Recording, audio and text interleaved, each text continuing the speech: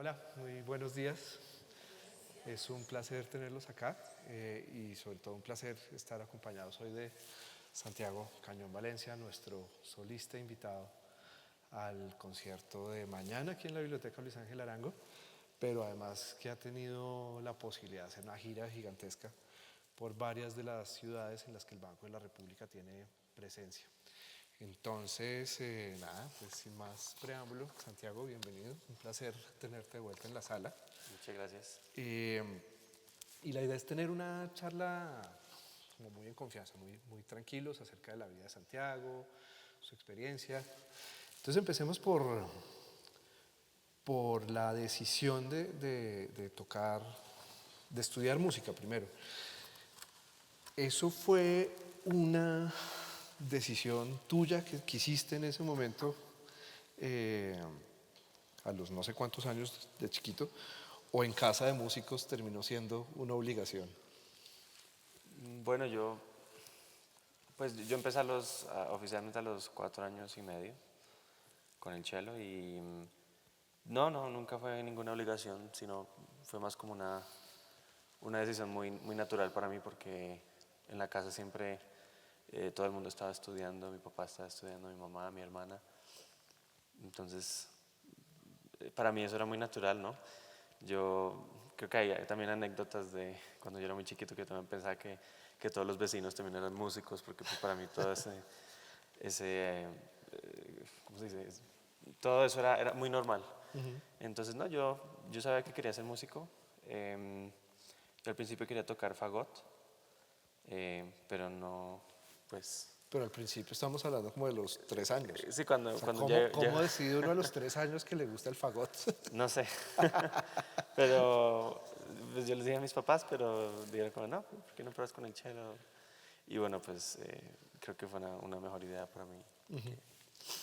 ¿Qué implicaba estudiar violonchelo siendo un niño con la realidad también de ser niño, de estar uno creciendo, expuesto pues a los amigos del colegio, a la tentación de ir a jugar fútbol, qué sé yo? ¿Qué implicaba eso? Pues la verdad siempre yo tuve tiempo para las dos cosas. Eso fue algo que mis papás balancearon muy bien en toda mi infancia y no, siempre, o sea, pues yo sabía que pues para los conciertos que tenía y todo esto tenía que estudiar obviamente, pero siempre tuve tiempo para estar con mis amigos y hacer cosas completamente normales. ¿Sí? ¿A qué horas estudiabas? ¿Perdón? ¿A qué hora estudiabas? Generalmente por la mañana, así yo ¿Antes de ir tenía al colegio? ¿Perdón? ¿Antes de ir al colegio? Pues bueno, eso era difícil porque yo estuve en un colegio normal los 3 primeros años de primaria y bueno, El kinder. sí, el kinder. Em, a veces estudiaba antes de ir al colegio, pero pues era muy complicado porque yo me acuerdo que el bus venía a recogerme como a las 6 de la mañana, entonces no tenía mucho tiempo. Y luego cuando llegaba del colegio como a las 6 de la tarde con un mundo de tareas, entonces era también muy difícil encontrar el tiempo. Entonces fue por eso que después de ello entré a un colegio virtual, donde solo tenía que ir al colegio una vez a la semana y dedicarle más tiempo pues a la música. Antes de pasar a hablar un poquito acerca de eso, por mis amigos que tocaban piano y violín, lo sé que jugar básquet o voleibol era un susto completo. ¿Y eso te pasaba también en el colegio o a esa Eh, edad no era realmente una preocupación? pues a mí siempre me daba susto que me fuera a pasar algo, especialmente pues en las manos. Pero yo siempre, pues bueno, a mí el básquetbol y todo eso nunca me gustó mucho. Yo jugaba mucho, era fútbol. Y también en un tiempo, como unos, creo que 3, 4 años, me gustaba mucho patinar. Y pues esos dos deportes llevaban cierto riesgo, pero pues nunca, afortunadamente nunca me pasó nada. Entonces los seguí haciendo. Muy bien. Bueno, entonces, ¿cómo fue la decisión de buscar esa educación distinta, un modelo distinto de educación? ¿En qué momento, cómo fue esa discusión en la casa?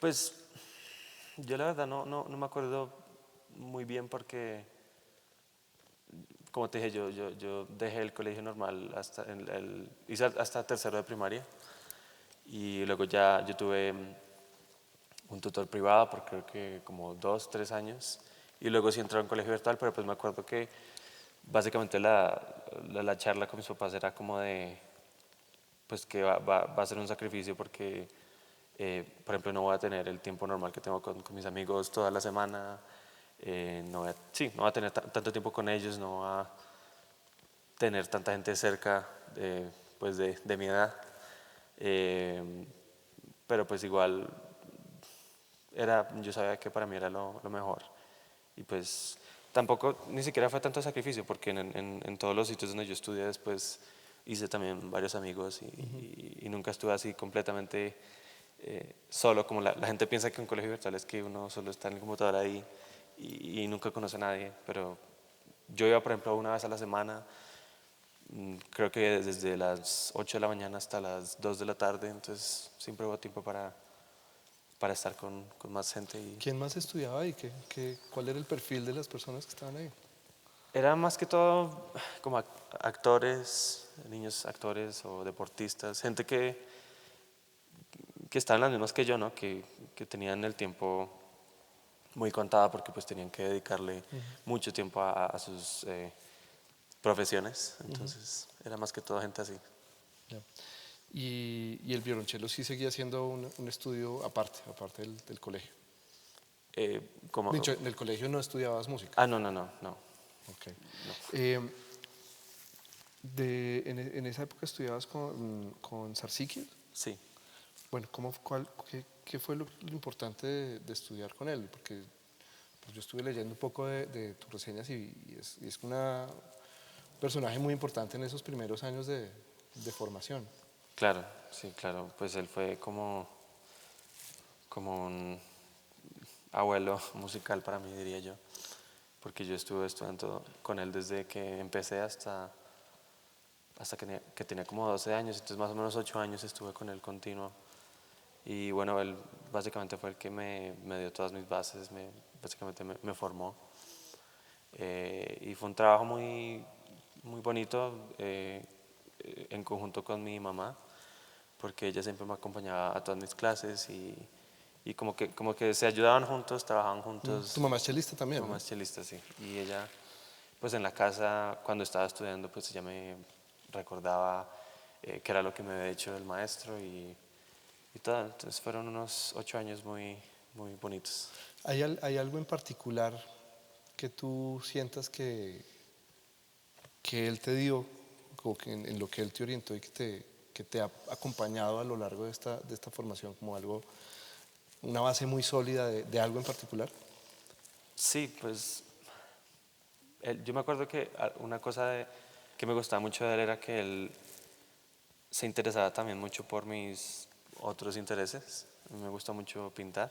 Entonces me acuerdo que en las clases siempre había, como después de la clase que teníamos, siempre había como un tiempo donde eh, él y mi mamá y yo nos sentábamos y pues ellos empezaban a hablar y él siempre me daba hojas y esferos y lápices y yo me quedaba ahí pintando y mientras ellos hablaban yo ni siquiera escuchaba de qué están hablando y me quedaba ahí. Y él siempre se interesaba mucho también por ese lado.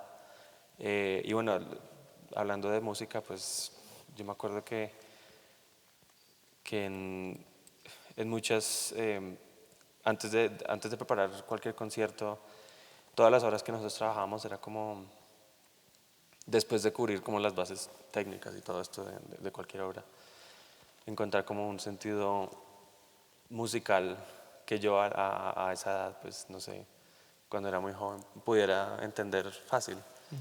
Entonces, me acuerdo que él se inventaba así muchas historias de cualquier obra que yo estaba tocando y de verdad cuando él las contaba y yo escuchaba la música tenían mucho sentido. O sea, yo me imaginaba eso que él decía perfectamente ahí. Entonces, creo que ese tipo como esa manera de ver la música se me ha quedado ¿Y acá. tienes algún recuerdo específico de una obra y de una imagen con la que él Sí, te ayudó en ese momento? sí, yo me acuerdo del concierto de Haydn en Re, que lo toqué con la Filarmónica de Bogotá cuando tenía 9 años, creo, 9 años, sí. Y cuando lo estábamos preparando todos los tres movimientos, un concierto que a mí todavía me parece bastante largo. Y era toda una historia así como un cuento más o menos de siglos atrás con reyes y reinas y todo esto de la realeza, ¿no? Que va muy bien con toda la música de Haydn, creo yo. Entonces, más o menos me acuerdo de todo eso, sí. Esta mañana estaba escuchando la grabación del concurso en el que acabas de estar en Bélgica, ¿no? Ajá. Que es justamente el del concierto de Haydn. Ah, pero ese es el de Do. Ah, el de... Yo estoy hablando del de Re que monté cuando era. Ah, ok, perfecto. Pero Listo. Pero en ese caso también usaste algunas de esas imágenes o algo de eso volvió. O sea, ¿siguen volviendo esas imágenes yo creo que a sí. tus interpretaciones y a tu estudio? Sí, yo creo que pues a veces no es tanto una historia así clara que tenga en la cabeza, pero son más como emociones que yo relaciono con imágenes a veces cuando estoy estudiando una obra. Y hay obras que se prestan mucho para eso, eh, otras no tanto. Pero, pero sí, ¿no? Yo creo que ese principio de hacer las cosas así lo saqué de él. Sí. Muy bien. ¿Te has vuelto a ver con él? ¿Se mantienen en contacto? Sí, más pues él estaba enseñando en Medellín. Él cuando se fue de Colombia se fue a Polonia por algunos años, pero luego regresó y creo que sigue enseñando en Medellín. Yo he ido a Medellín como unas 2 o 3 veces a tocar en los últimos 3 años, 2 años. Entonces siempre que vaya pues me voy con él va a mis conciertos y nos reunimos a hablar. Y yo también le estoy mandando pues los videos de nuevos que saco, todos mis progresos de competencias y todo eso, siempre le está al tanto. Entonces sí, seguimos en ¿Y contacto. sigue dándote algún consejo?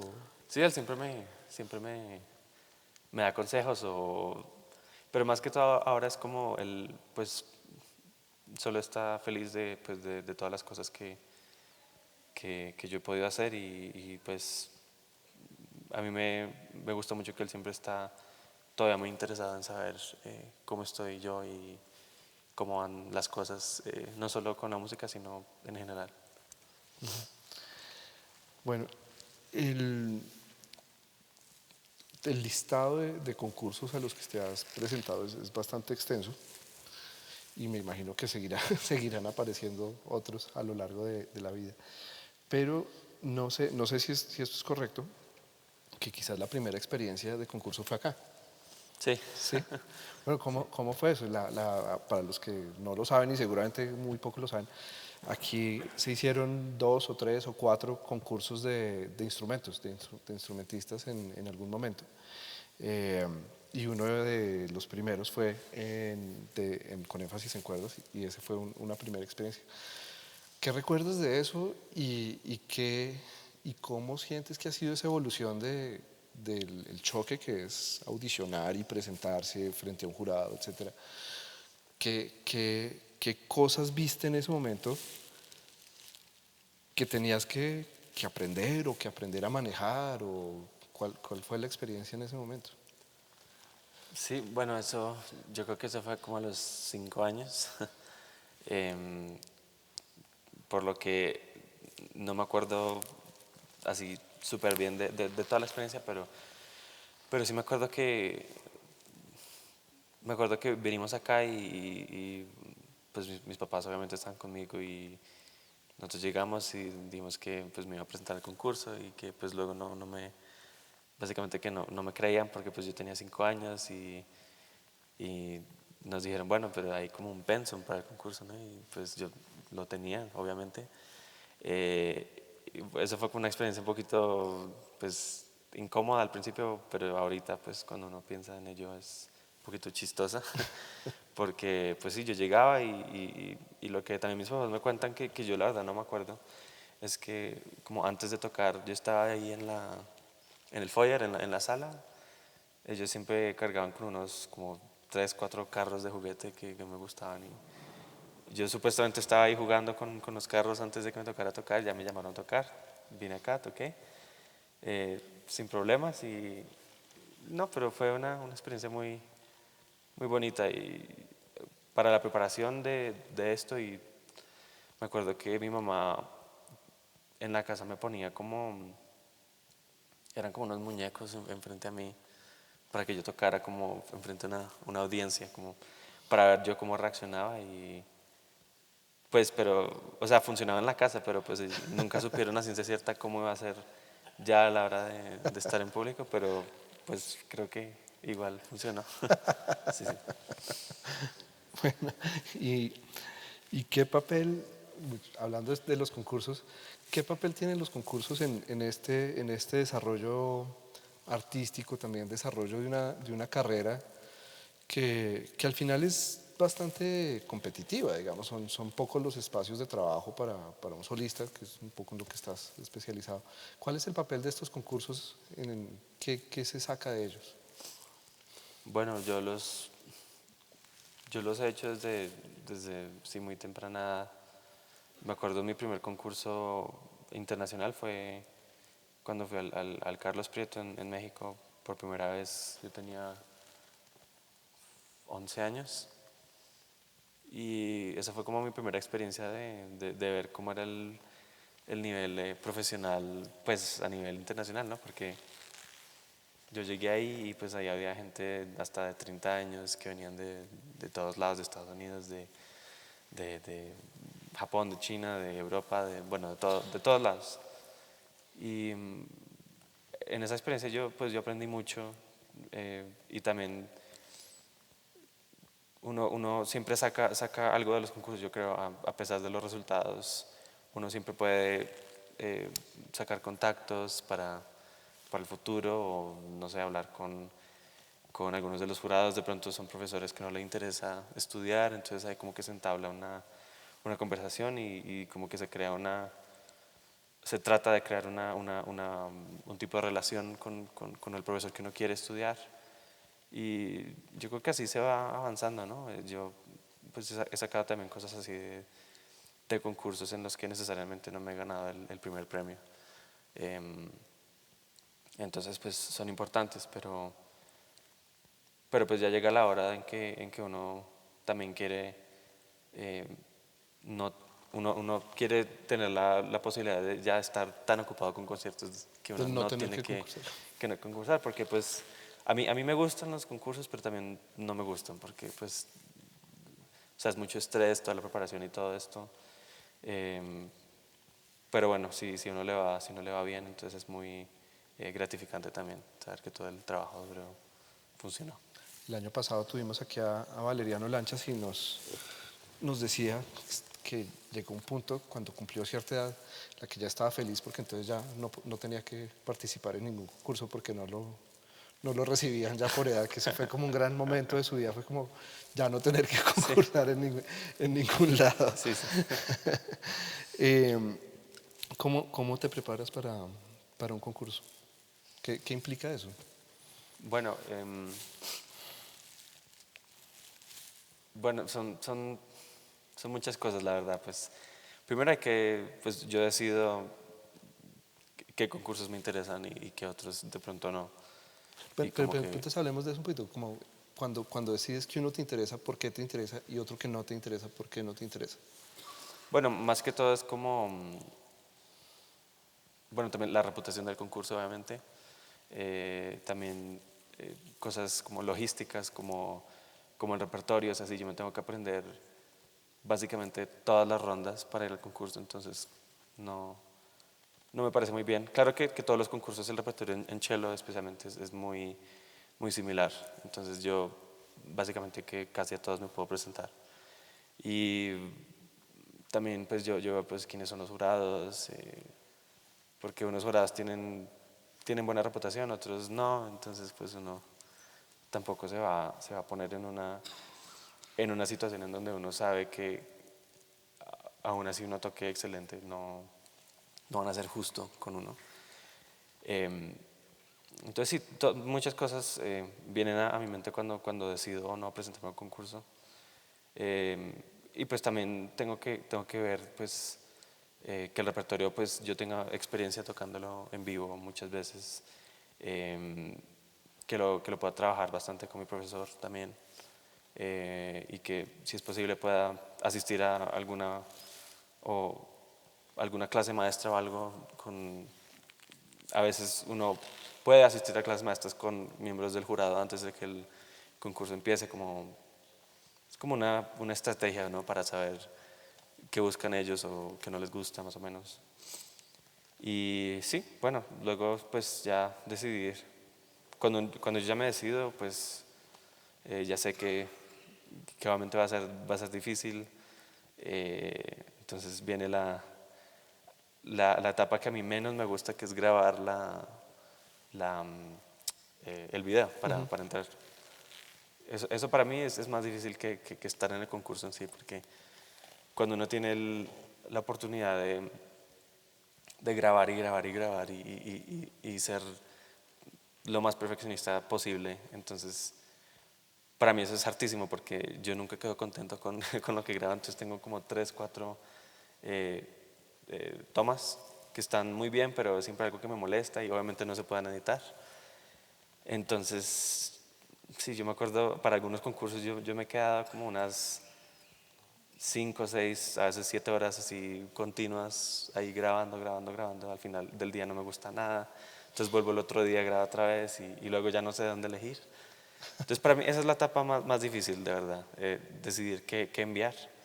Eh, pero ya bueno, estando en el concurso pues uno ya sabe,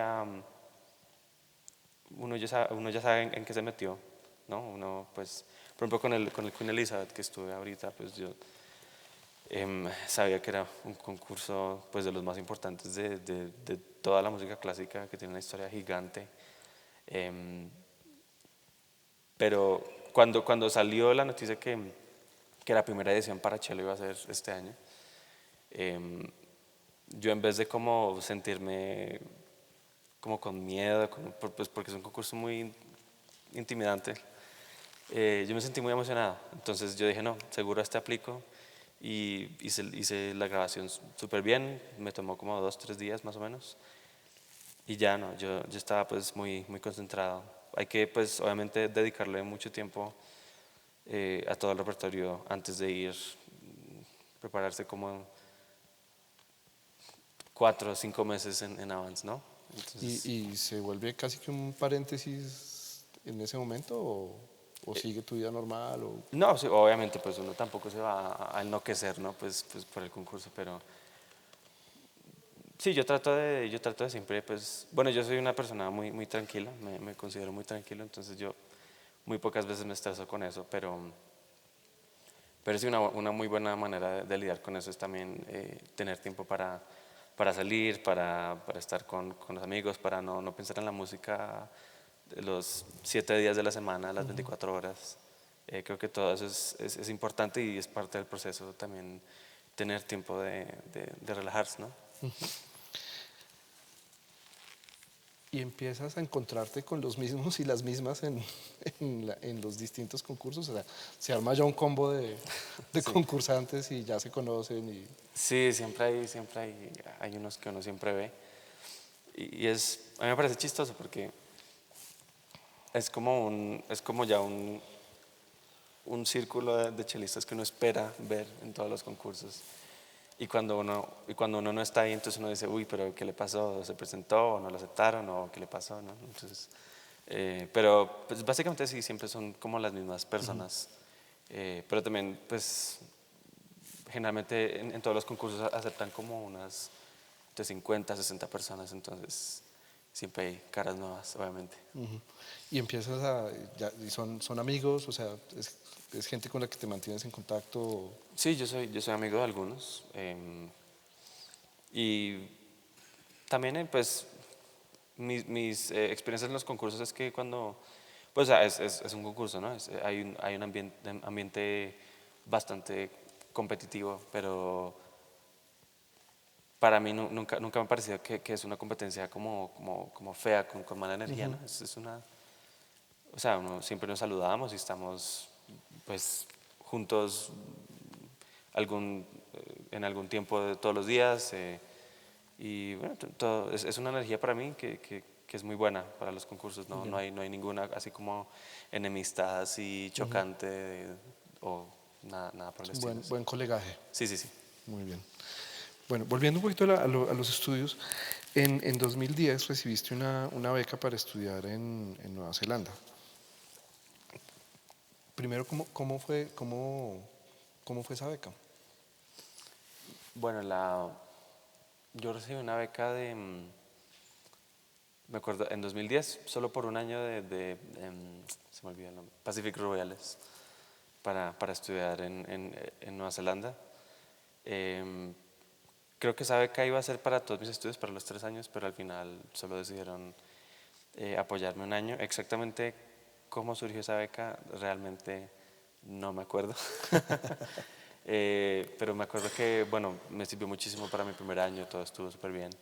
Ya en el segundo año, cuando decidieron parar ese patrocinio, me acuerdo que ahí fue donde surgió la beca que todavía tengo, que es la de Mayra Edmundo Eskenazi. Eso fue en el festival de Cartagena, precisamente. La primera vez que yo fui al festival fue en 2009, como joven talento. Pero espérate, volvamos un momentico a la decisión de ir a Nueva Zelanda y después Bueno, sí. retomamos con Bueno, Sabe. la decisión de ir a Nueva Zelanda fue bastante simple, la verdad, porque, Porque para mí la gran duda es, sí, uno se imagina el mundo del cello, ¿no? Entonces el cello, uno piensa Alemania, claro. Rusia, Nueva Zelanda, no, o sea, en mi cabeza no entra en el panorama de Sí, sí. a dónde uno iría a perfeccionarse en cello. Entonces por eso me genera esa curiosidad. Sí, bueno, fue básicamente cuando el maestro Henrik se fue de Colombia. Obviamente, pues yo estaba muy joven como para seguir sin profesor. ¿Cuántos años tenías ahí? 11 años, creo. Ah, claro, Sí. chiquito. Y la conexión con el profesor de Nueva Zelanda es que el profesor de Nueva Zelanda estuvo acá en Colombia hace muchísimo tiempo, en Popayán, enseñando donde mi mamá es. Y mi mamá tomó clases con él cuando yo estaba estudiando. Entonces, ella se le vino ese nombre a la cabeza cuando ya estamos buscando un profesor nuevo. Y creo que ya lo había tratado de contactar muchas veces antes de necesitarlo, pero nunca se dio, o sea, nunca se dio. Hasta que de verdad hubo la necesidad y ella encontró un correo que le está enseñando en la universidad donde yo estudié, en Hamilton, en Nueva Zelanda, y ella pues le escribió un correo, le mandó unos videos míos como para que supiera pues mi nivel, que tuviera una idea, y luego le contestó y bueno, se dio todo eso creo que bastante rápido. La oferta de él, me acuerdo, fue que si nosotros queríamos, pues nosotros pues obviamente asumíamos los gastos de viajar los dos a Nueva Zelanda, pero pues nos quedamos por 3 meses en la casa de él. Yo tomaba clases con él básicamente gratis, pues a ver si me gustaba la manera de enseñar de él. Y desde la primera clase que tuve con él nos entendimos muy bien y bueno, yo seguí yendo básicamente todos los años. En 2007, que fue mi primer año, fui por 3 meses. En 2008 fui por 6 meses. 2009 fui solo por un mes y ya en 2010 ya empecé en mi universidad allá. Ujú. Y ese, según leía, era un programa como especial, o sea, no es como el currículum normal de una universidad de música, sino como un énfasis en realmente como personas ya con un nivel. Sí, de hecho, mi profesor creó ese programa en la universidad. Y Que me parece muy interesante porque es de pregrado, ¿no? O sea, sí, es es el como un pregrado pregrado, sí. porque ahorita hay un montón, inclusive tú hiciste el programa en Texas del Artist Diploma, que son nuevos programas que están pues, bien pensados para gente que ya tiene una carrera artística, Claro. pero a nivel de pregrado no es tan fácil dar con eso. Sí, pues precisamente esa fue la idea de él, porque generalmente un pregrado de música pues está cargado con muchísimas materias y no le deja a uno tanto tiempo de estudiar su propio repertorio o no tiene tanta flexibilidad para salir a hacer un concurso, o si uno tiene conciertos, pues no tiene esa flexibilidad, ¿no? Claro, porque Micho, tú empezaste a dar recitales a los 6 años, más o menos. No me acuerdo. No, de pero, cuándo. digamos 6, 9 años, Sí, o sea, es una edad muy, muy temprana, sí, que ya es el comienzo de una carrera sí, como para encerrarse 4 años a estudiar claro. en la universidad. Sí, y bueno, este programa, pues el pregrado ya pues dura 3 años, entonces ya en sí ya es más corto que un pregrado normal. Pero este programa lo creó pensando en mí y en otro estudiante que él tenía en ese entonces que también salía mucho a concursos y conciertos y todo. Y los dos estuvimos ese primer año en 2010 haciendo como que inaugurando el programa, se llamaba Soloist Stream. Y ese programa todavía sigue, pues los requerimientos son como cualquier otro programa de esos, ¿no? Pues hay que haber ganado ciertos premios en concursos importantes, haber tocado con orquesta, no me acuerdo qué más, pero pues son especiales los requerimientos y bueno, a mí me parece que igual, o sea, con menos materias que tenía yo, igual fue una educación muy completa. Yo vi básicamente, pues obviamente todo lo que es historia de la música, armonía y contrapunto, música de cámara. Yo hasta me quise meter voluntariamente a la orquesta de la universidad, pero pues él nunca me dejó. Y los demás no entendían por qué yo quería, porque todos la detestaban. Pero pues a mí me parecía como chévere, ¿no? Pues estar con más gente. Pero bueno, nunca llegué a ser parte de la orquesta de la universidad. Pero no, sí, fue un programa especial, muy especial. Y entonces ahí surge lo de la beca. Entonces, hablemos un poquito de la relación, que creo que es una relación muy especial, con la Fundación Salvi y el Festival de Música de Cartagena, porque la primera invitación fue en 2009, si no estoy mal, al programa de jóvenes talentos. Sí, Y de ahí surge un poco lo que te permitió terminar el programa en la universidad. claro, sí. Yo como decía, el 2009 pues fui al concierto de Jóvenes Talentos, me presenté. También pues tuve clases como becario y ya básicamente seguí yendo todos los años. En 2011 yo me acuerdo que yo también fui de becario y estaba pues tocando en muchas clases maestras y me acuerdo que en ese año a mí alguien del festival o algo me sacó de una clase que era para hablar con alguien. Entonces ahí fue que conocí a mis patrocinadores actuales y eso fue rapidísimo, o sea, todo pasó en un periodo como de 2, 3 horas. Yo los conocí, mis papás estaban conmigo, hablamos un poquito, yo toqué para ellos en un concierto así súper privado y no fue por mucho tiempo, fueron unos 20 minutos máximo. Y sí, básicamente de ahí surgió el apoyo. Ese mismo año, en 2011, ya cuando todo estaba seguro, se hizo un concierto en el León de Grave, como celebrando el premio. Y eso fue trajeron a Andrés Díaz, que fue mi profesor en Dallas. Pero él fue profesor después. Él fue profesor después, pero yo lo conocí en el festival desde el 2009. Ah, ok. Pero lo trajeron a él porque pues yo pues, tenía muchas clases con él y ya nos entendíamos muy bien. Y bueno, tocamos los dos. También trajeron una pianista, Wendy Chen. Y tocamos los tres un recital compartido. Y al final pues fue que toda una sorpresa que Andrés básicamente me regaló el cello ahí en frente de todo el mundo ahí. Es el cello que sigo usando todavía, entonces fue un año muy, muy, muy especial para mí, sí. Claro. Bueno, y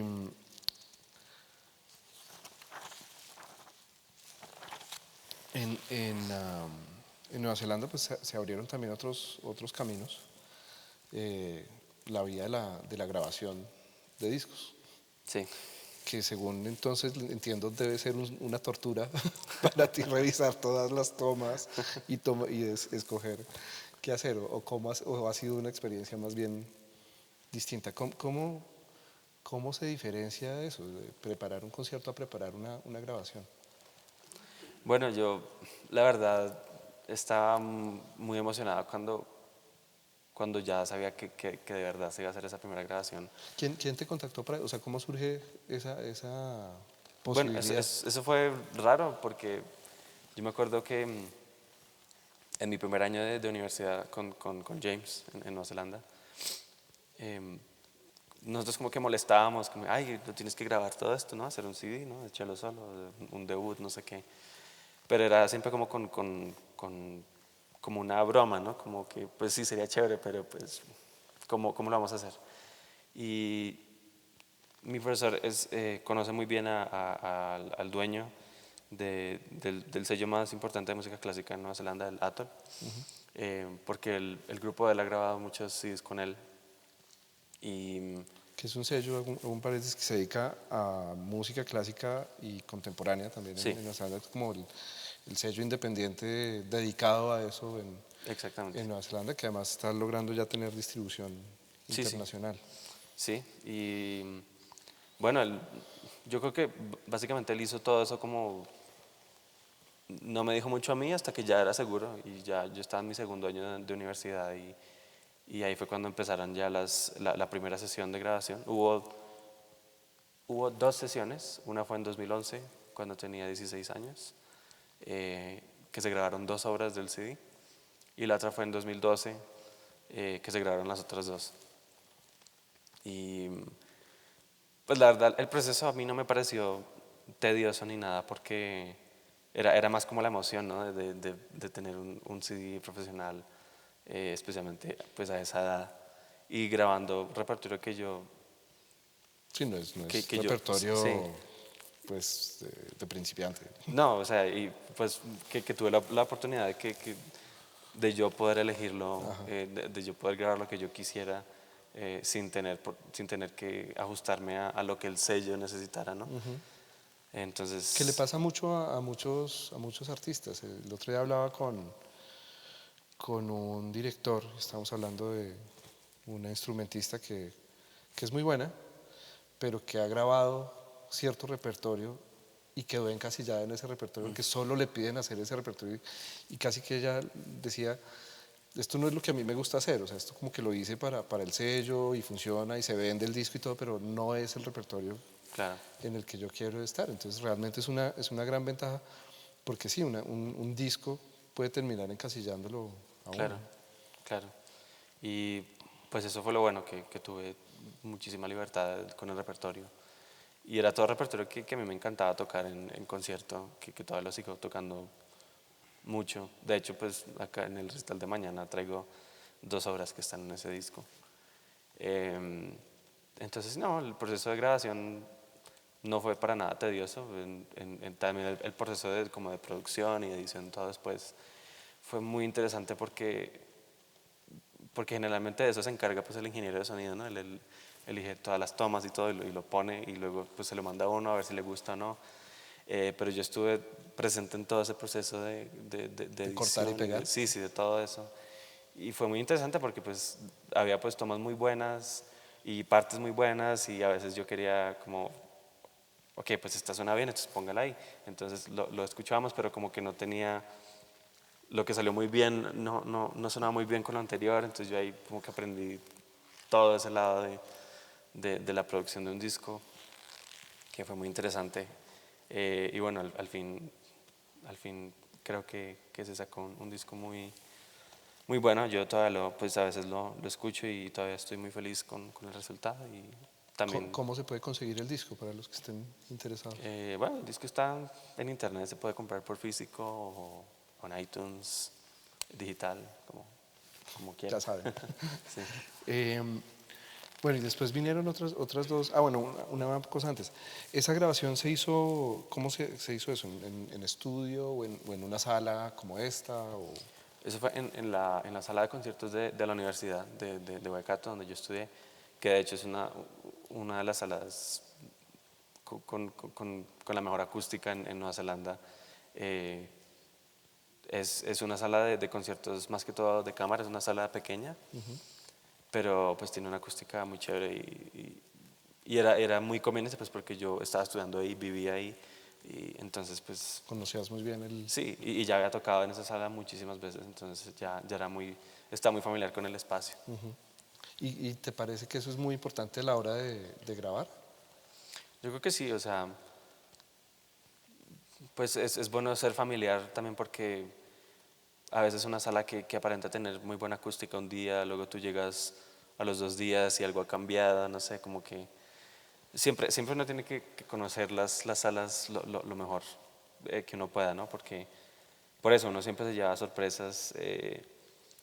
Con la grabación es un poquito más fácil porque la mayoría de sorpresas que uno se lleva es cuando está sola la sala y suena muy bien y luego entra el público y como que se va toda esa vida que tiene la sala. Eh, pero sí, o sea, yo estaba en espacios que me han encantado el primer día y que yo luego el segundo día yo digo, pero está completamente diferente, no me gusta nada. Entonces, especialmente para una grabación es muy importante para mí que yo esté muy cómodo con el espacio. Ok. Estas segundas grabaciones ya fueron con una pianista. Eh, ¿Es una pianista con la que trabajes a menudo? ¿Continúan trabajando juntos? ¿O Sí, simplemente se armó para el proyecto? no, Catherine Austin es la esposa de James, de mi profesor en Nueva Zelanda, y con ella toqué muchísimo desde el primer año que yo fui allá, antes de empezar la universidad. Eh, Básicamente los viajes a Nueva Zelanda eran para tomar clases obviamente, pero siempre se organizaban como unos tours al final. Y sí, con ella toqué muchísimo en casi todas las ciudades de ahí de Nueva Zelanda. Y siempre quisimos hacer un CD juntos, pero mi profesor y yo pues nos gustaba más la idea de que mi primer CD fuera solo mío. Y ya la idea de hacer ese CD pues venía de mucho tiempo atrás hasta que finalmente se concretó el proyecto. Yo ya estaba estudiando en Estados Unidos y básicamente fui a Nueva Zelanda en 2014 por un mes y un poquito más para grabar los 2 discos. Ah, ok. Lo hicimos de una, pues obviamente tocamos muchísimos conciertos antes para foguear bien el repertorio. Claro que mucho del repertorio ya era muy familiar, eh, porque ya lo hemos tocado muchas veces los dos, pero sí, sí. ¿Y sigues teniendo algún proyecto con ella o con el sello disquero? Em, ah, Michu, no sé cómo funciona eso. La industria disquera ha cambiado tanto. sí, bueno, digamos que yo tengo un contrato exclusivo de grabación con ellos, no. Em, Estos 3 discos que he hecho para el sello son como proyectos independientes, entonces yo no soy artista del sello ni nada de esto.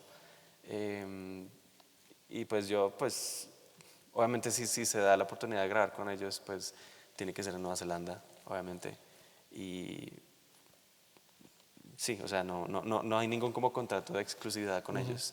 En el primer disco que yo saqué, yo me acuerdo que yo tuve que firmar algo que decía que no podía grabar las mismas obras en un periodo de como de 3, 4 años para dejar eso Claro, de mi disco claro, para la ellos, exclusividad. darles exclusividad de repertorio por ese tiempo. Pero si no, yo estoy libre. Muy bien, está Sí. disponible, ya saben. Eh, bueno, y hablando de grabaciones, no sé si sea parte de estudiar una obra o si lo hagas con frecuencia, escuchar a otros chelistas y otras versiones. Claro, eso es algo que yo hago siempre con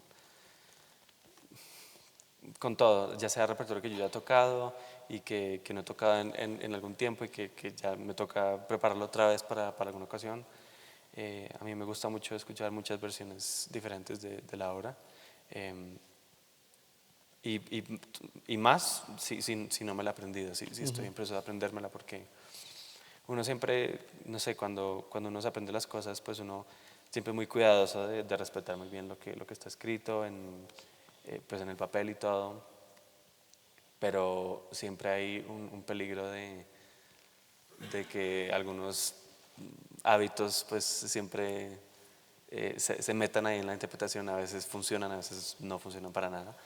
Entonces con eso yo soy muy cuidadoso y escucho versiones de chelistas pues a mí primero pues me gusta mucho el chelista como chelista y luego escucho la grabación y siempre, o sea, nunca he escuchado una grabación de un chelista que yo admire que no me guste, entonces siempre trato de hacer eso y también de no solo escuchar solo una, sino que tratar de encontrar varias para, no sé, como yo me doy ideas y de ahí más o menos yo saco mi propia interpretación pues obviamente de lo que está escrito, que uno tiene que respetar, pero también ideas que pueden ser nuevas para uno.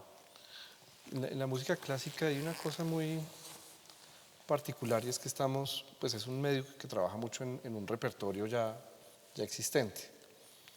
Eh, ¿qué dirías tú que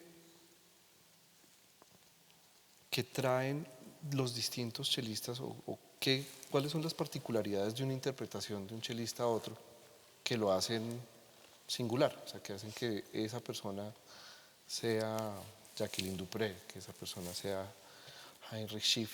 ¿En dónde están esas pequeñas cosas que sí son particulares a la interpretación? Porque obviamente las notas prácticamente van a ser las mismas.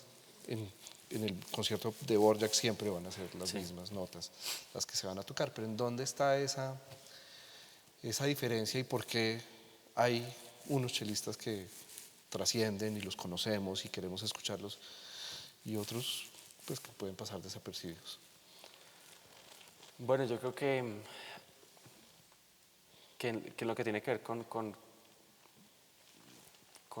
lo que hace especial a un músico, pues no solo un chelista, para mí es siempre que la calidad del sonido de todos es muy diferente.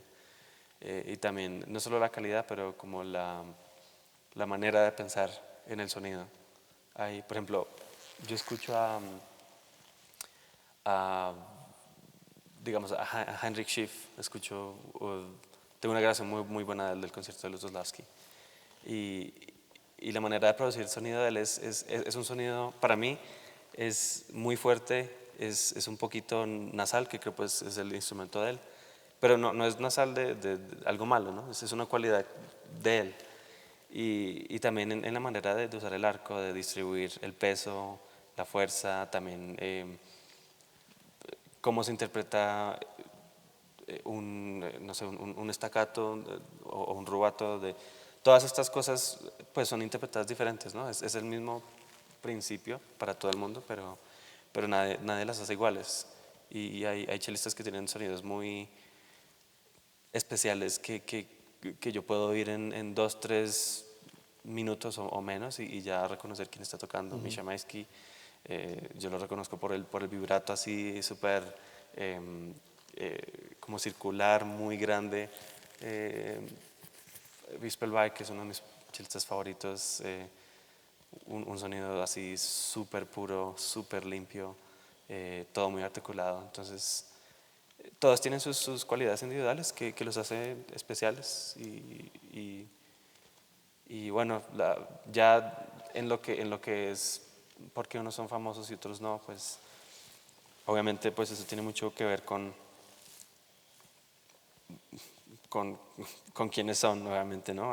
También hay muchos chelistas muy buenos que por alguna u otra razón no alcanzaron mucha fama. No, claro, detrás de eso hay una industria Sí, también a sí, veces y contactos, o sea, sí, el mundo es el mundo y tiene, sí, claro que sí, tiene esas particularidades, pero sí hay sonidos que se vuelven famosos sí.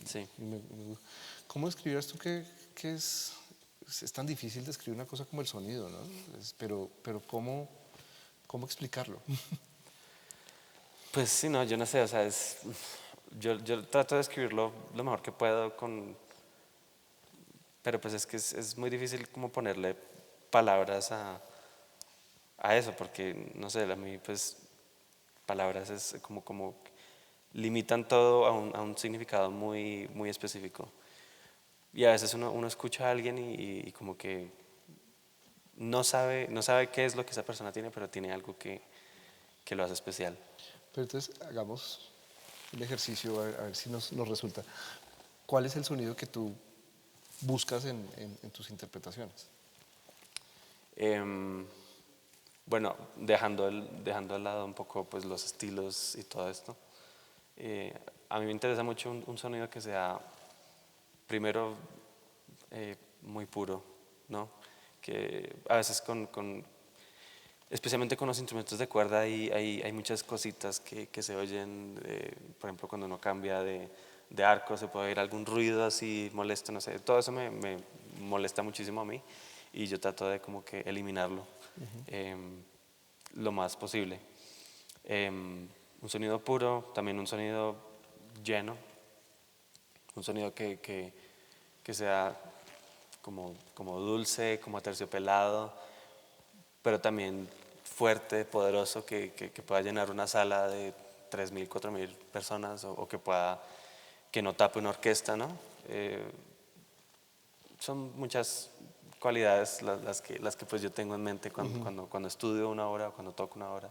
Y ese aspecto de la cualidad del sonido, ¿lo abordas como algo tuyo, como una identidad tuya que tiene que estar a través de todo el repertorio, sea Vivaldi, sea Haydn, sea Dvorak, o es algo que de pronto moderarías según el repertorio?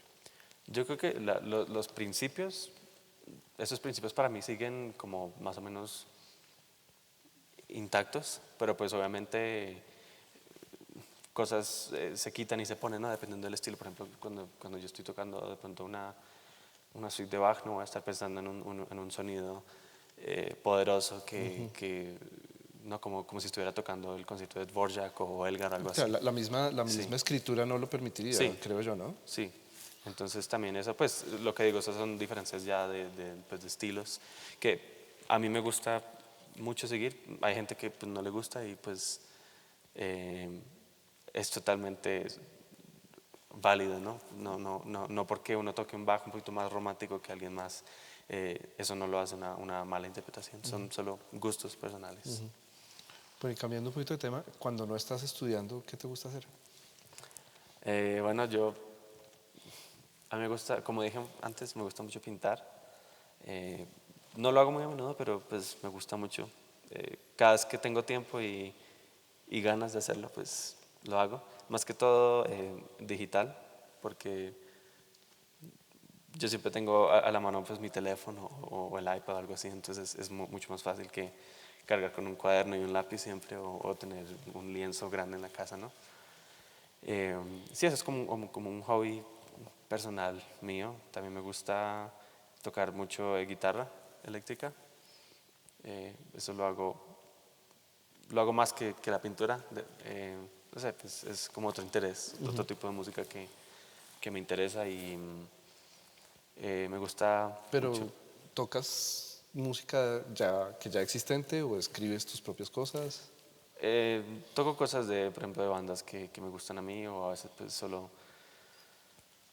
agarro la guitarra y me pongo a molestar por 1 o 2 horas. O sea, es algo muy, muy íntimo. De hecho, a mí me gusta más o menos coleccionar guitarras, pero cuando yo voy a una tienda, me da muchísima pena probarlas, ¿no? Porque pues estoy ahí y el vendedor está ahí al frente y puede o no que pues de pronto el Pero de tipo... pronto si llevas tres Sí, muñecos, sí, de pronto.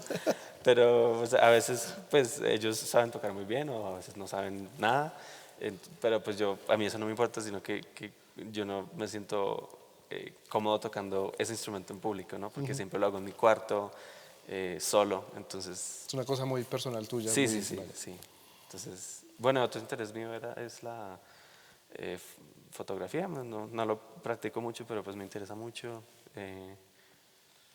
Y sí, bueno, aparte de eso, pues me encanta obviamente viajar, que ya pues haciendo lo que yo hago me da esa oportunidad de viajar mucho y a veces pues lamentablemente no tengo mucho tiempo de conocer mucho, pero cuando pueda definitivamente, O sea, si te dan la posibilidad de quedarte un par de días más, claro, claro, lo haces. sí.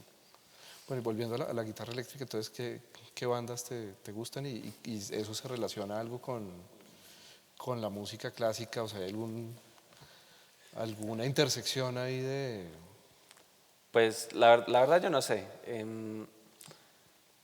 a mí siempre me ha gustado ese otro tipo de música, no sé, yo, pues, como entre el rock, jazz, metal, todos estos géneros que en sí van como un poquito conectados.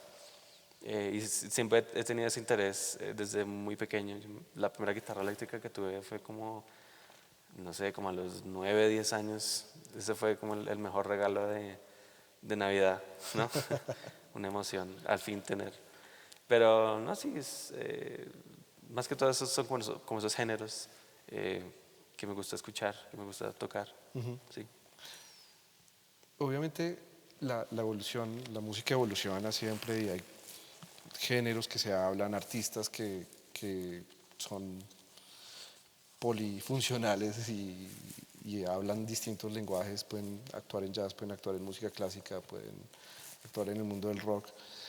Eh, ¿Tienes algún interés en música más moderna para el violonchelo, en explorar de pronto esas intersecciones, no sé, con electrónica, con violonchelo amplificado? O sea, no sé, hay cantidad de vías también nuevas en la música. sí. ¿Has jugado con eso? Pues en cierto modo sí, a mí me interesan mucho todos estos nuevos conceptos o de pronto nuevos géneros que puedan surgir de todas estas eh, experimentos, ¿no? Con instrumentos amplificados o con algún medio electrónico de acompañamiento o algo así, pero la verdad lo que a mí me gusta mucho es de pronto por el lado de la improvisación. Em, yo me acuerdo que en Nueva Zelanda, de hecho, yo tenía un muy buen amigo pianista y siempre que podíamos era como cada miércoles había concierto de estudiantes en la universidad y pues nosotros anotábamos qué era lo que íbamos a tocar, teníamos que escribir las notas de programa nosotros también.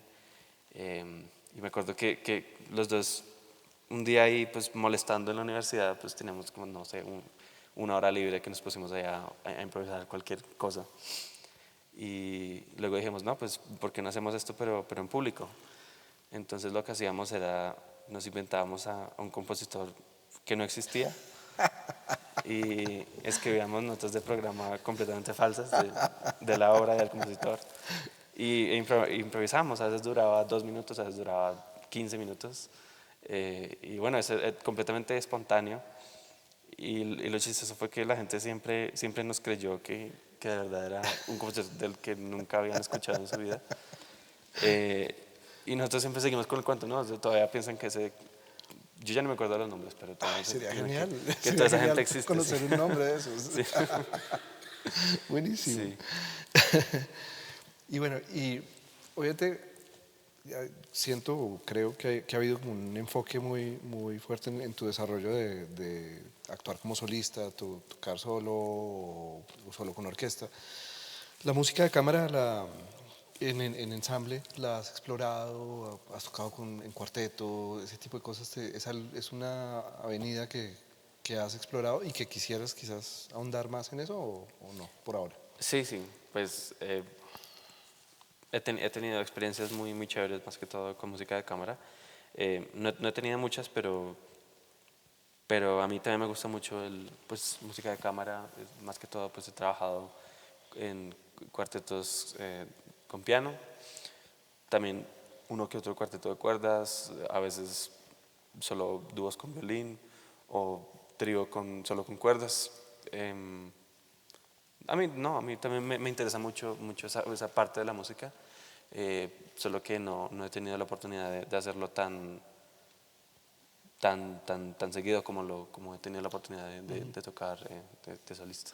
Me imagino que eso requiere también tener cierta continuidad y compinchería con la gente que haría parte del ensamble. Claro, ¿no? Es completamente diferente y cuando uno toca en música de cámara, pues tiene que cambiar completamente la manera en la que uno ve su parte, ¿no? Porque pues, pues el grupo es el solista, ¿no? No solo uno, entonces Esa exploración de sonido sí, quizás tocaría sí, sacrificarlo un poco. claro.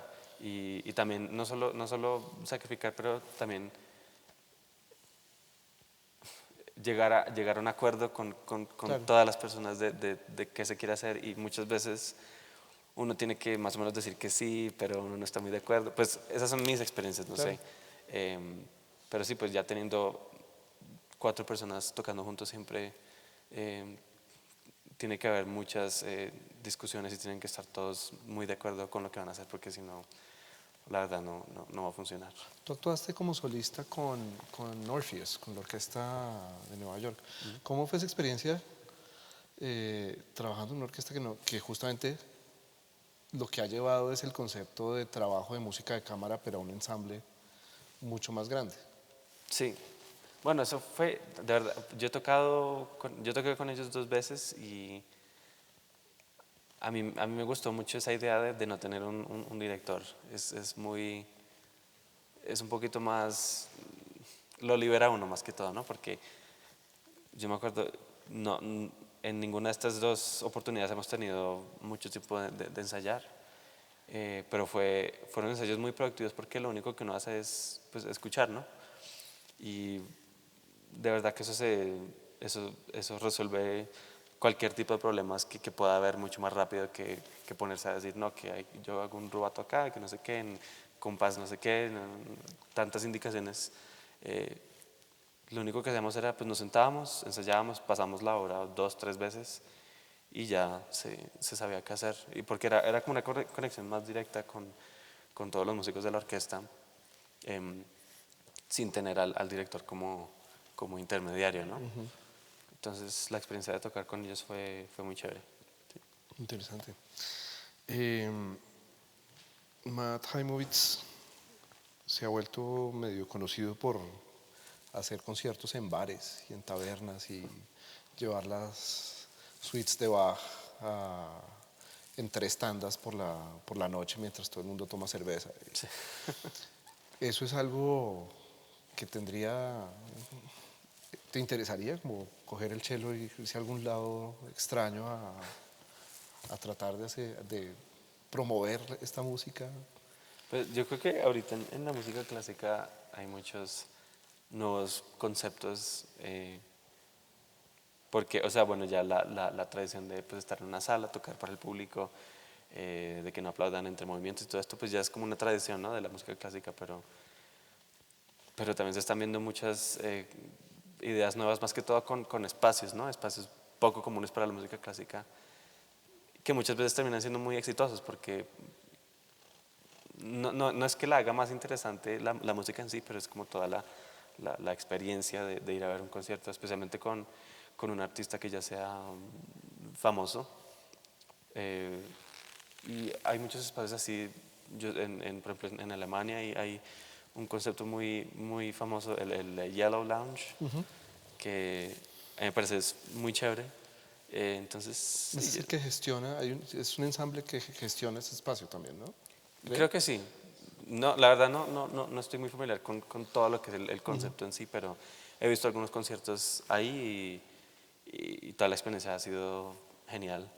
También hay un sitio muy especial en Berlín, se llama Piano Salón Cristofori, y es como una fábrica así vieja, más o menos un poquito decaída.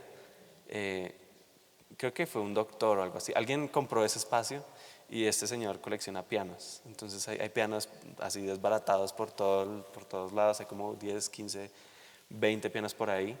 Es como más o menos un museo y uno entra ahí. Es un espacio muy chiquito, como 150 personas, más o menos 200. Es un concierto pues normal de música clásica, más que todo de cámara. Y, pero es la atmósfera, ¿no? De no estar en una sala de conciertos, sino en un sitio como que tiene todavía un carácter especial, pero muy diferente, ¿no? No tan formal. Entonces, sí, ese concepto de los nuevos espacios y todo esto me parece interesante. Pero no has hecho nada así. Eh, bueno, hace poquito estuve en un festival en Holanda y fue, fue un espacio muy chévere. Era como es un festival de música clásica, pero al aire libre. Entonces, el salón donde yo toqué era como era una carpa más o menos grande, cabían unas 250 personas, pero lo chévere era que el escenario era una plataforma circular de madera, y había público por todos lados, atrás, al lado, o sea, era como 360. Entonces era chévere, ¿no? Es una experiencia muy diferente de estar uno acá en el escenario y tener todo el público enfrente. Eh, y me gustó mucho. Yo estaba un poquito como, no sé cómo va a ser, no sé si va a sonar bien, no sé si les va a gustar, pero fue un concierto exitoso y a mí me terminó gustando mucho como esa libertad de tocar música clásica en espacios poco convencionales. ¿Te gusta enseñar? ¿Has enseñado? Yo he dado algunas clases maestras.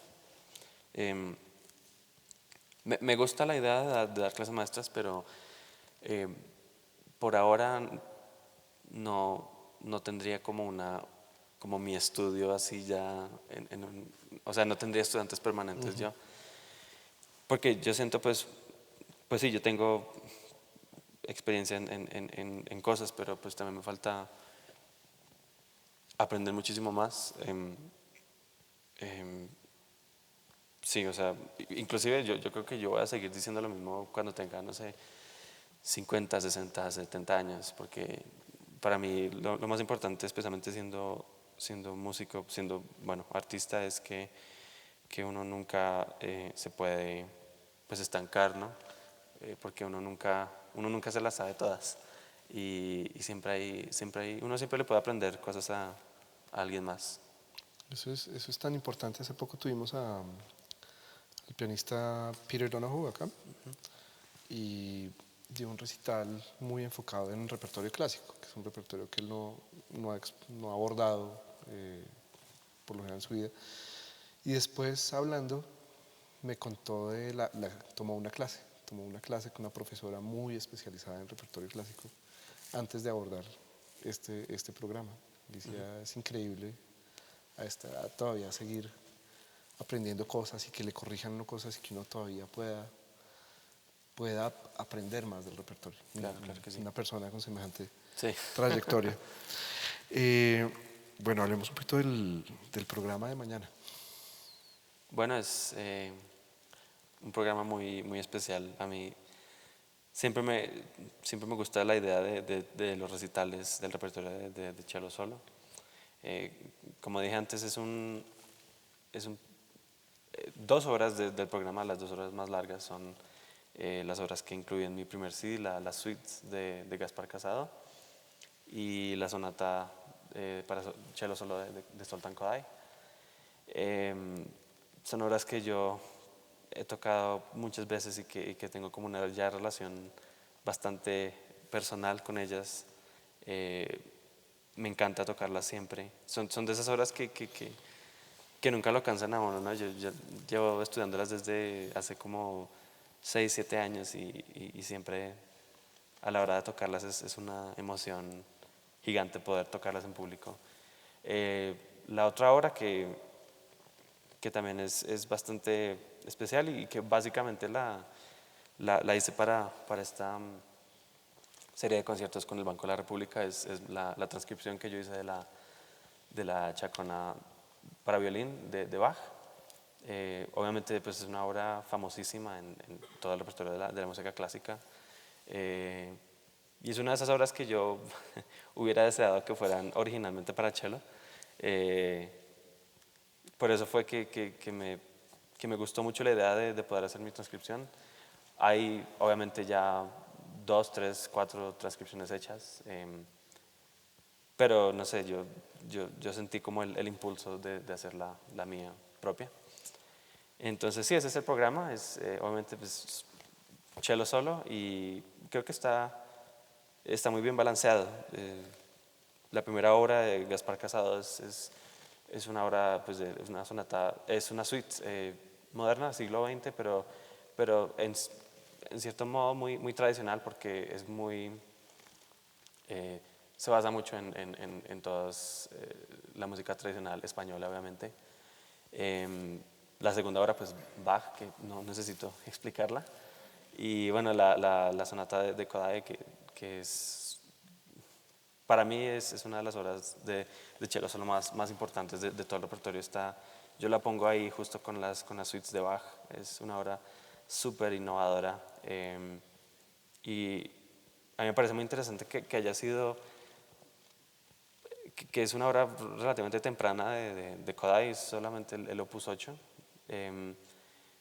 Pero pues él siendo chelista, supo explorar muy bien el instrumento y también la escordatura que le da ese tono especial a toda la obra, ¿no? Que le hace ese tono súper oscuro y bueno, todas las influencias del folclore húngaro que pues están en toda su música, pero especialmente en esta. Entonces es un repertorio muy interesante y creo que todo el concierto, todo el recital, el programa funciona muy bien. Entonces espero que a los que vengan lo disfruten.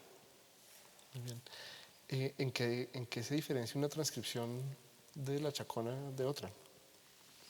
Bueno, son como, ¿cómo lo digo? Obviamente pues el violín tiene la cuerda mi, ¿no? Que nosotros no tenemos. Entonces hay que ver uno cómo organiza todas las notas para que suenen bien, obviamente, en el cello. Pero también sin quitarle mucho de la versión original, ¿no? Porque pues ahí está, esa es la hora, ¿no? Esa es la esencia, ¿no? Entonces toca experimentar mucho especialmente con los acordes y con todas estas armonías que a veces son muy difíciles de recrear con la cuerda que uno no tiene, con la cuerda mi. También decidir cómo organizar las octavas, todo esto. Pues obviamente por los registros diferentes uno no se va a poner a tocar toda la chacona de violín en la octava original porque pues ya no es una transcripción y no suena también en el cello porque ese no es el registro natural del cello. Obviamente pues suena, tiene el registro en el cello allá arriba pues es bueno todavía, pero como que hacerlo todo ahí le quita muchas oportunidades a uno, ¿no? De tratar de que funcione bien con el registro natural del cello. Entonces sí, eso es algo que pues yo he visto en muchas transcripciones que partes de esta me gustan y partes de esta no me gustan y entonces ponerse a mezclarlas todas y no sé. Básicamente mi transcripción es la parte de violín en lo que más se puede, también tomando ideas de otras transcripciones y también usando las propias mías. Muy bien. Bueno, tenemos un momentico para hacer preguntas. Tenemos un micrófono para que quede grabadas las preguntas. Ya lo alcanzamos. Buenos días. Buenos días. Santiago lo conozco desde niño por ser vecino de Zoraida Mejía, una amiga que siempre me acompaña en los conciertos y te hemos acompañado en todas las presentaciones que has tenido en el León de Grave, aquí en la Luis Ángel Arango y en otras partes. He seguido el desarrollo tuyo tan espectacular, del cual me siento muy orgulloso por ser colombiano y tener una figura tan extraordinaria de reconocimiento internacional. Mi pregunta va en este sentido. La mano del hombre no solamente es el órgano del trabajo, sino también su producto. He encontrado en la historia de la música, que la he estudiado no tan a profundidad como tú, pero se han presentado algunos creadores de música que han tenido dificultades por la antropometría, o sea, por el tamaño de sus manos, que es el órgano del instrumento de trabajo. Para el violonchelo, que es el instrumento que yo más admiro porque se acerca a la voz humana, a veces he sentido, por ejemplo, en las grabaciones que tengo de Pierre Fournier o de esta esposa de Daniel Barenboim, que fue una gran chelista y que murió de esclerosis, no recuerdo el nombre de ella. Jacqueline Dupré. La Jacqueline Dupré, sí. He sentido que canta el instrumento, que habla, que llega a cantar. ¿Cuál es la obra que más te ha gustado en el violonchelo? Como para mí, el concierto de Dvorak es mi primera pregunta. La segunda es, ¿Qué marca de violonchelo te regaló Andrés? ¿Un Stradivarius, Amati o Guarnieri? Bueno, de esa parte que también es importante para entender la dulzura del canto del cisne del cello. Ok.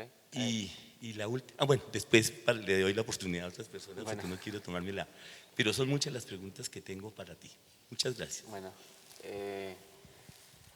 la primera pregunta del repertorio, yo creo que es para mí imposible tener una obra que se destaque más que todas las otras que hay en el repertorio. Porque, no sé, es como, para mí es imposible tener un compositor favorito.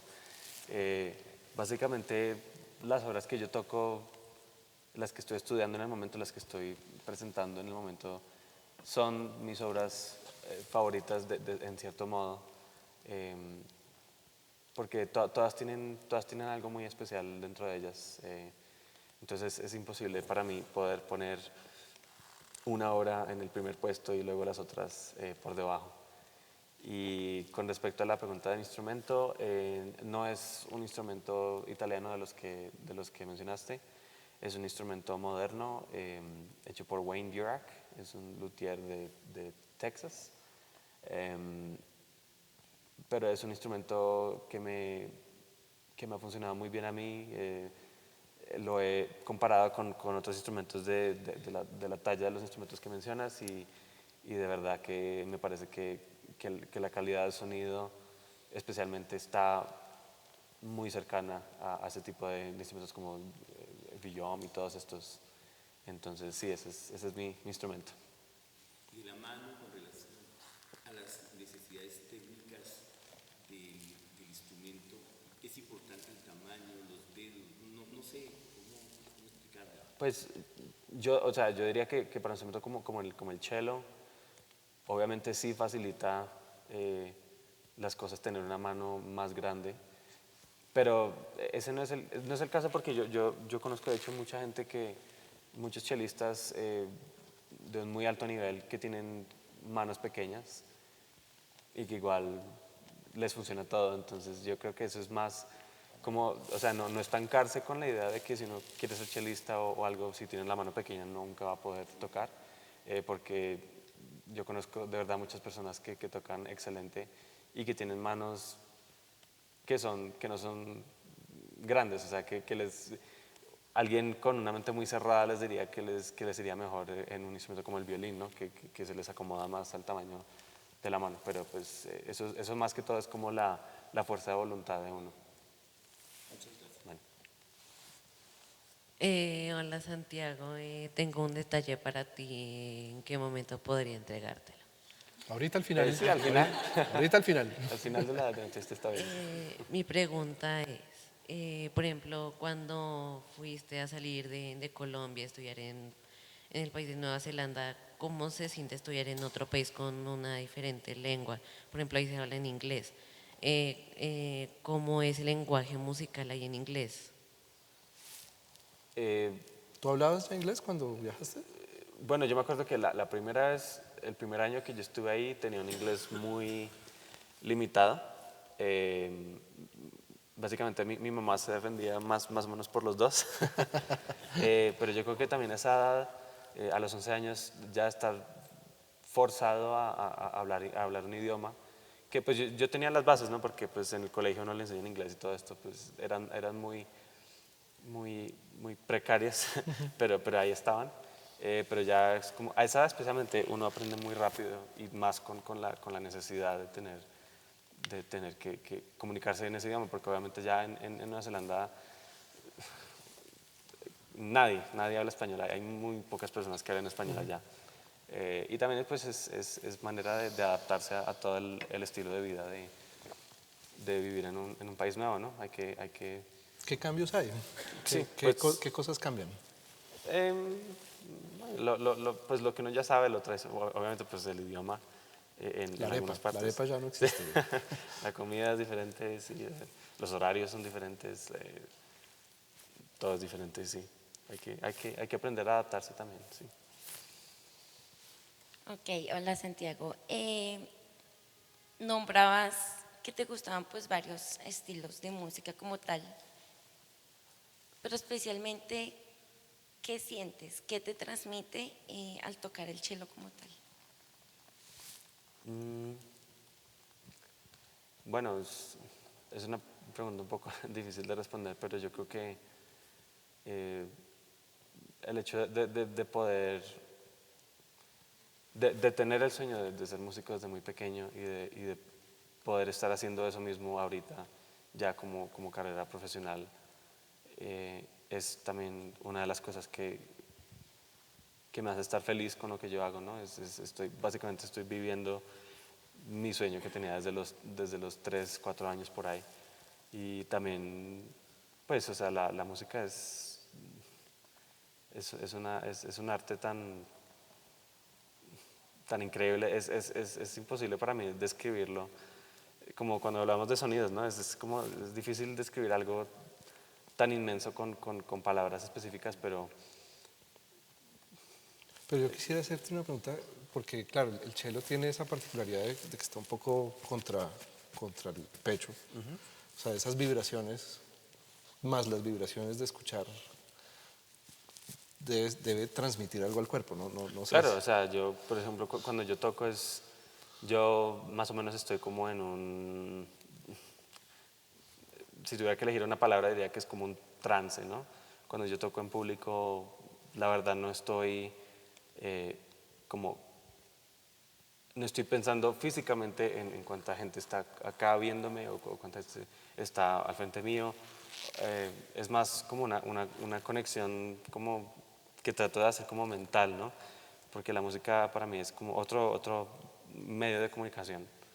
Y el hecho de ir a un concierto uno busca una experiencia, ¿no? Una experiencia diferente. Pues hay obras en el repertorio de la música clásica que son increíbles y yo me he llevado unas experiencias muy especiales de ciertos conciertos que me acuerdo. Obviamente pues he ido a muchísimos conciertos, pero cuando un solista o cuando una orquesta o sea el que esté tocando en el escenario, cuando se logran comunicar así de bien con la audiencia, esos son los conciertos que uno se acuerda, no sé, uno ya tiene 80, 90 años y se acuerda que el 2 de febrero de 2016 uno fue a tal teatro y que estuvo tal director, con tal orquesta, con tal solista y que tocó esto y que le encantó. Eso es como esas experiencias hacen que esos conciertos sean memorables. Entonces, eso es básicamente mi meta al final, ¿no? Que no sea solo un concierto más al que la gente va y disfruta por una hora y cuarto, que es lo que dura, sino que ojalá sea algo que sea memorable. Bueno, hola Santiago, yo también te admiro mucho y mi pregunta era si alguna vez te has sentido como estancado o frustrado en cuanto a tu desarrollo musical y artístico. Bueno, sí, siempre, yo creo que todo el mundo tiene esos periodos de lo que tú dices, de sentirse como estancado, no sé. Sí me ha pasado, pero yo creo que la voluntad que uno tiene, pues o al menos en mi caso, ha sido mucho más fuerte que todos estos periodos difíciles que he tenido pues en esta carrera. Esas experiencias pueden ser, no sé, un concierto que no salió tan bien, o de pronto una experiencia no tan buena en un concurso o algo así. Pero pues todo eso hay que tomarlo con la mejor de las, ¿cómo se dice? La mejor de, ay, se me olvidó la palabra. Hay que tomarlo con calma, ¿no? Y saber que cada puerta que se cierra es como una experiencia de la que uno tiene que aprender. Y pues si se cierra una puerta, seguramente se va a abrir otra o muchas más. Muy bien. Última pregunta. Nadie más tiene preguntas. Bueno, Santiago, muchas gracias. Creo que ha sido una conversación. Sí, sí hay una pregunta.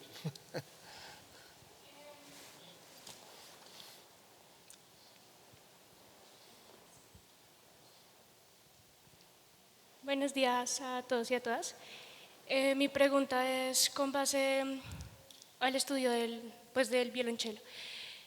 Como, ¿tú qué piensas en el caso de que una persona quiera dedicarse a vivir el estudio de la música con el cello y ya esté en una edad avanzada? Porque pues siempre se habla de la gente que inicia muy temprano y pues que logra salir adelante muy bien. Pero entonces en el caso de una persona que tenga el mismo sueño, pero lo haya descubierto mucho después, pues ¿tú qué pensarías de esas personas? Porque pues generalmente, en mi caso, se encuentra con el hecho de que pues hay maestros y hay mucho pensamiento como un poco apático al respecto. Entonces quisiera saber tú qué opinas, sí, cuáles son tus percepciones y qué aconsejas a estas personas. ¿Y qué, perdón? ¿Qué aconsejas a estas Ok. personas? Bueno, sí, pues lo que tú dices es ya algo que ya me han preguntado varias veces y no creo que sea ningún tipo de desventaja ni nada. Lo digo otra vez porque como con el tema de las manos también he conocido a gente que ha empezado relativamente tarde para lo que son para lo que es el estándar pues de la música, ¿no? Que generalmente la gente empieza a los 5 años, 6, 4 años. Yo conocí a gente que empezaba a los 16 años y le va muy bien. Es una cuestión como dije antes, de más que todo de fuerza de voluntad.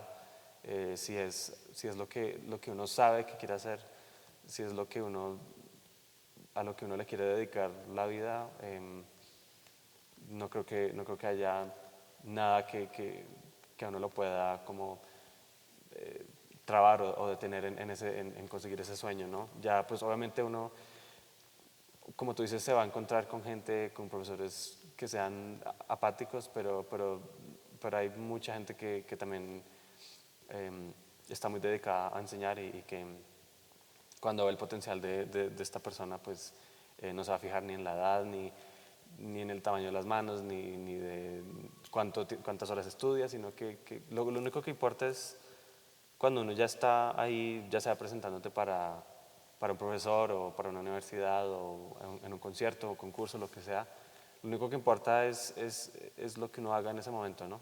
Y también, obviamente, todo el trabajo que uno haga antes, así sea con o sin ayuda de algún profesor. Obviamente es más fácil con la ayuda de un profesor, pero pues uno también se puede ayudar mucho, especialmente ahora que hay tantas herramientas como YouTube, esta librería de Naxos, iTunes, todo esto que pues uno tiene acceso a cosas que antes era muy difícil.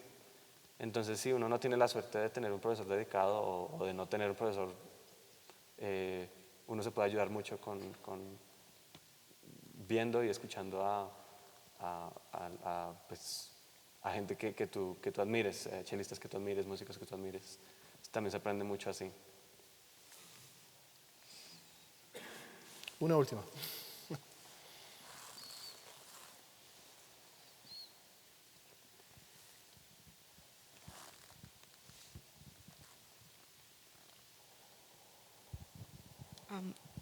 Ok.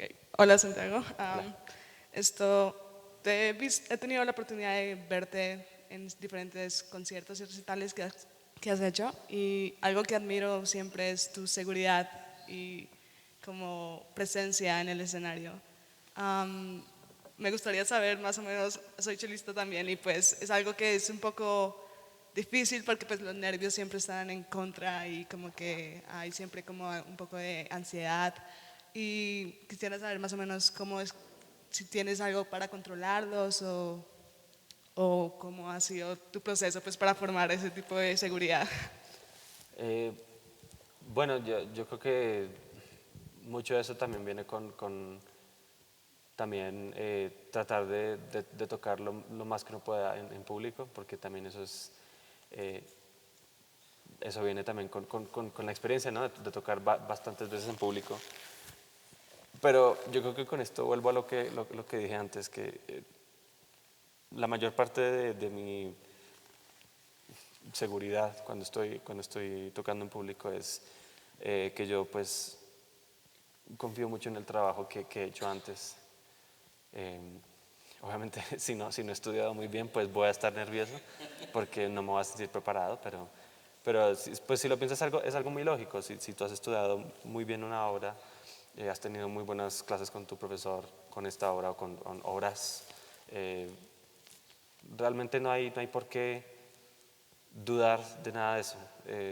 Cuando uno le ha puesto todo el tiempo y el esfuerzo. Obviamente, pues cuando está en conciertos sí hay naturalmente nervios. Yo también lo siento, eso lo siente todo el mundo, creo. Pero es importante tener esta seguridad porque cuando los nervios ya se lo comen a uno es cuando ya los accidentes empiezan a pasar, ¿no? Entonces, para mí, de hecho, yo tengo como 3 categorías de nervios. La primera es que si tú estás no estás nada nervioso antes de salir, probablemente no sea un concierto muy memorable, muy interesante, o también puede que pasen accidentes, porque a mi manera de ver es que uno no está como muy interesado en lo que va a hacer. También la falta de nervios se va como a traducir a una falta de adrenalina tocando, que para mí es súper importante tener esa emoción al tocar. Esa es la primera. La segunda son los nervios normales, que son los ideales, que uno siente un poquito de nervios antes de salir, luego tú sales, todo va muy bien, eso se transforma en adrenalina y ya es como más la emoción de tocar en público y como ese sentimiento de chévere, ¿no? De hacer un buen concierto. Ya la tercera es cuando los nervios están a full y no se pueden controlar y también no es ideal, obviamente. Pero sí, con esto, o sea, no, lo que te digo es básicamente trabajar duro y confiar en ese trabajo a la hora de estar en el escenario. Bueno, muy bien. Yo te di una clase, ¿cierto? ¿Algún día? Sí, ok. Okay. Sí. Okay. Bueno, muy bien, con esto terminamos, Santiago. Felicitaciones por toda esta carrera, todo este desarrollo. Bienvenido a casa. Esta es tu casa, siempre la será. Y nada, pues esperamos un excelente recital mañana. Estamos muy contentos de haber podido alargar la gira por Colombia, que está como en 11 o 12 ciudades, ya ni me acuerdo. Sí. Porque el país se merece la buena música. Entonces, felicitaciones y un placer tenerte acá. Por todos ustedes, muchas gracias y los esperamos mañana. Gracias. Muy bien.